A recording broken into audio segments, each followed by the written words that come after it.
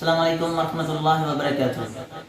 मौलाए कायनात शेर खुदा जी शहादत जे सिलसिले में अमा पिरी प्यारनि जे साम्हूं हिकिड़ी मनक़बत मौलाए कायनात शेर खुदा जी शान में पेश करियां थो। दुआ करियो त अल्लाह तबारक व तआला हक़ीक़ी हैदरी ऐं हुसैनी बनाए ऐं अल्लाह तबारक व तआला मौलाए कायनात शेर खुदा जे नक्शे कदम ते हलण जी तौफ़ीक़ अता फ़रमाए।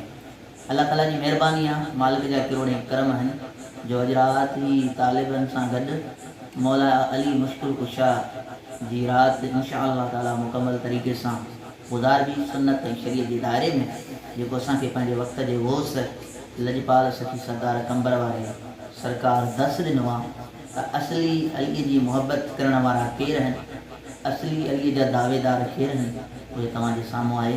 फ़ैसिलो तव्हांजे हथ में आहे। सल्लल्लाहु अलैका या रसूल अल्लाह वसल्लम अलैका या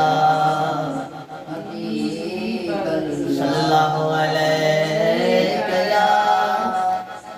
या रसूल अल्लाह वसल्लम अलैका या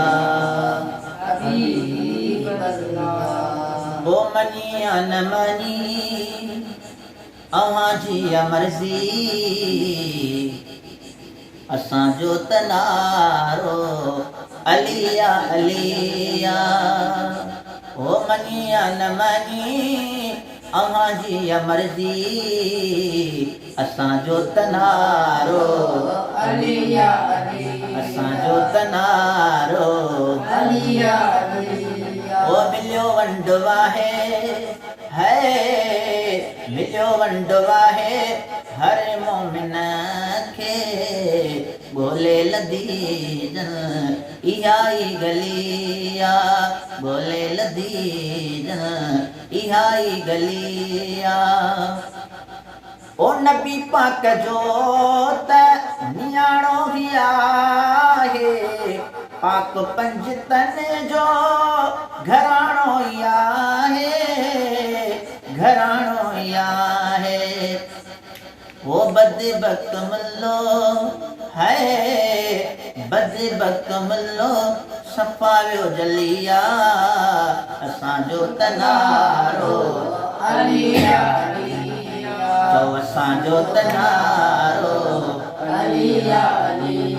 ओ फैज़ जो बहार मुश्किल कुशा कयो जंहिं बोल बाला इस्लाम जो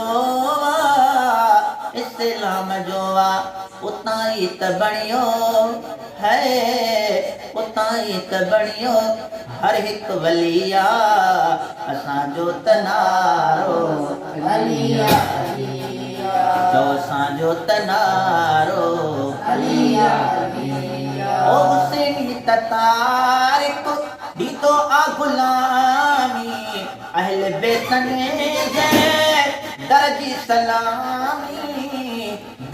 सलामी दिया थो त दावत है दिया थो त दावत तू बे हलिया असांजो त नारो अलिया अलिया असांजो त नारो अलिया अलिया हुसैन जो नारो अलिया अलिया मुझे पीर जो नारो अलिया अलिया असां फ़कीरन जो नारो अलिया अलिया इन तालिबन जो नारो अलिया ओ मनी या न मनी अव्हां जी मर्ज़ी असांजो त नारो अलिया अलिया। मिलियो वंडवा है